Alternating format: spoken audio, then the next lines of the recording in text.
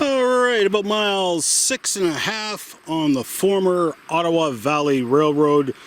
This is the abandoned rail bed, formerly abandoned, I guess about 7 years ago. I'm taking a quick guess. I'd have to look up the dates to see exactly when it was built. It was a main CP main line going through the Ottawa Valley, and not 10 years ago they were running 14 trains a day, but it was built well over 100 years ago. And here you can see the typical classy limestone. There's several of the culverts and whatnot going under the rail beds are actually limestone arches of which was all made of the day. So it's kind of neat to see some of this old stuff. And it's been, I think, 7 years since I hiked back here when I moved out of here to Alberta, hired on the CN Railroad. So I'm about mile 8.5, mile 9 on what I believe was the former North Bay Sub. I keep wanting to call it Chalk River Sub, but it's not. Chalk River Sub, I think, was east of Chalk River. I'm west. Like I said, about mile 8.5. I know it's a silly thing, but it's just, I know you guys appreciate this too, but it's pretty cool that this is, this little canal slash ditch was hand dug like 100 years ago for the rail line, which is right there. It's just cool to see this stuff. So this is just a little farther, getting pushing mile 9 now. Just some nice big natural rock cliffs around here. This was this particular stretch with this rather sharp corner. I remember they were constantly doing work on this line when it was operational, and they were running 14 trains a day through here. It was 10 years ago, thereabouts. But this particular stretch, I'm pretty sure, was one of the stretches that CP was going to have to invest with some pretty serious money into major upgrades. Just love the scenery back here. But they were going to have to invest quite a bit of money on this particular stretch, and that was actually part of the reason the line was ultimately abandoned, or they diverted traffic down through Toronto and just stopped running traffic through here. It's actually grown in quite a bit here since they abandoned the line. This cliff used to be quite bare, and now it's grown in so much you can hardly even see the cliff. But I used to go up on top of that cliff when the line was active.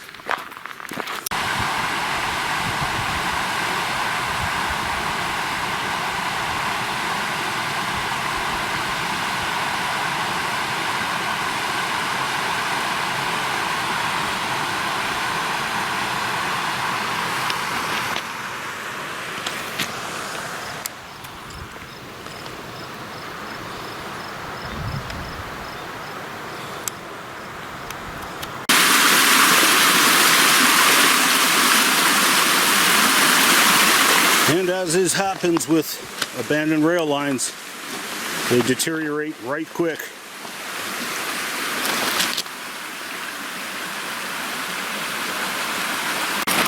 Wow, yeah, like I said, deteriorates quickly. And my goal was to get right over there. This is the end of Sidetrack Lake. Mile 10 is just on the other end of that lake. And this is a beautiful spot. It's been 7 years since I've been here, so well, I'll try and keep my feet as dry as I can, but I think my feet are going to get wet. So I got on the rail bed at mile 5. There's a crossing there. This is coming up to mile 10 here. This is Sidetrack Lake.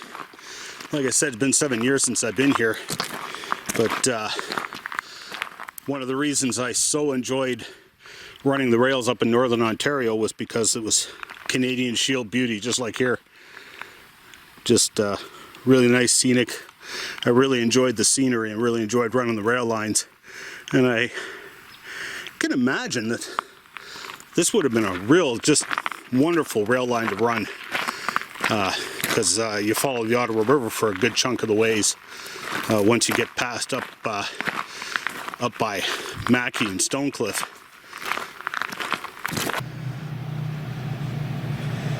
And now only the lights and sounds of the occasional four-wheeler.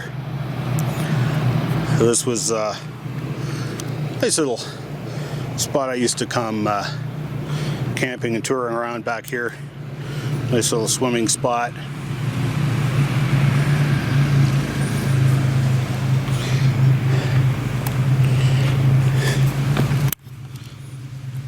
Used to be the only way. There's a road way down off that end of the lake. That used to be the only way in here other than hiking.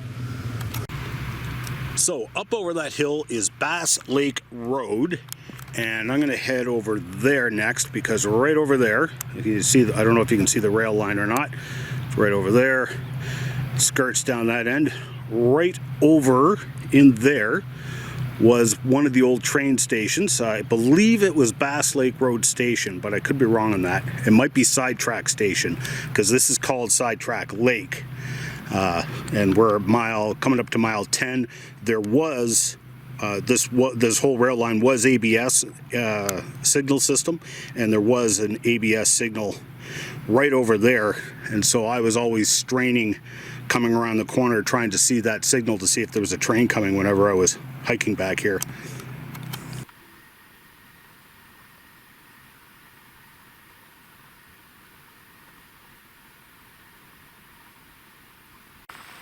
Okay, so here we are, mile 10. We're at Sidetrack Lake here, and here's where the original train station was, which I'm pretty sure was built when they built the rail line, so it would have been like 100 years ago. The station's long since gone, and people have taken advantage of the flattened area where the station was and everything, and built hunt camps back here. And again, until they removed the rail line, it wasn't easy getting in here.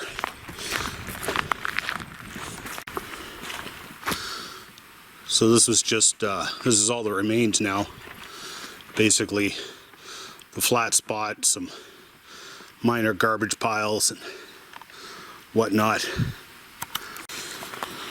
I don't know when the station was abandoned. I also don't know, like you can see there's a flat spot, almost like there was a siding here parallel to the tracks, and it is called Sidetrack Lake, so it's possible they actually had a siding track here, but I don't know. I don't have access to historic maps or anything, but there was one winter.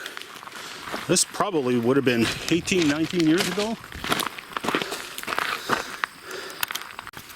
So I got on the same crossing, hiked 5 miles to get here. It was in the dead of winter. Of course, it's nighttime because it gets dark at like 5, and I was walking up the tracks, the middle of the tracks, pulling a sled with all my winter camping gear, and I was going to camp here that night.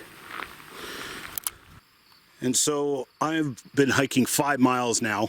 I'm coming up the middle of the tracks, dragging my sled behind me with all my camping gear. You can't see it now because A, the trees have grown in now, and B, the signals are gone now. But there used to be one of the ABS searchlight signals right there, so it could come around the corner and I could strain to see that the signal was turned off. The CP ABS lights here on this subdivision, if there was no train in the circuit, they would turn off. And so if that light was off, I knew there was no trains in the area. So I came around the corner, I could see that the light was off, and so I, chilled a little bit, and I kept trudging along down the middle of the tracks, pulling my sled, and I was making noise walking in the snow, and the sled was making noise, and I thought I heard something, so I whipped around, and all I saw was headlights. And so I panicked, freaked out, grabbed the sled and dove into the woods. And of course, immediately once I got into the woods, I was up to my waist in snow. So getting over there was a bit of a hassle. But it turns out it was Track Forces, a guy in a high rail truck. And I freaked him out just as much as he freaked me out. He had one of those swivel lights, so he's immediately pointing it over me, trying to see, because his first thought was, what on earth is a bear doing running around in the middle of winter? So anyway, he came up and we chatted for a while, and he asked him, "Oh, what are you doing out here?" "Oh, signal problems." So he told me there was a train coming from, must have been up around Stonecliff area, I guess, at that point. Said about 20 miles away, so that would place it around Stonecliff. Anyway, that was kind of entertaining. Spent the night here. It was actually fun. That was my first time winter camping.